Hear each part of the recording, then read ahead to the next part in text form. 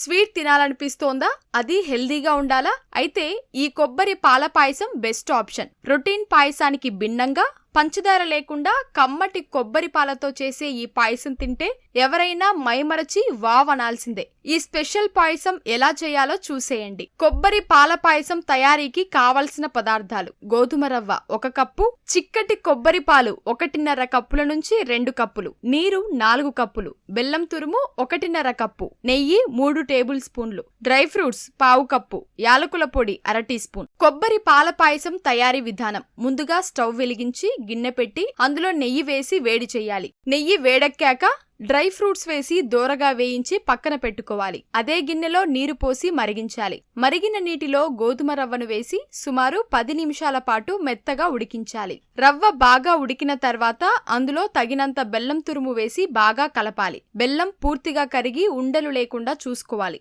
బెల్లం కరిగిన తర్వాత స్టవ్ మంట తగ్గించి చిక్కటి కొబ్బరి పాలను పోయాలి. కొబ్బరి పాలు పోసిన తర్వాత మరీ ఎక్కువసేపు మరిగించకూడదు. 1 లేదా 2 నిమిషాలు ఉంచితే సరిపోతుంది. చివరగా యాలకుల పొడి, ముందుగా వేయించి పెట్టుకున్న డ్రై ఫ్రూట్స్ వేసి కలిపి సర్వింగ్ బౌల్లోకి తీసుకోవాలి. అంతే, కొబ్బరి పాల పాయసం రెడీ.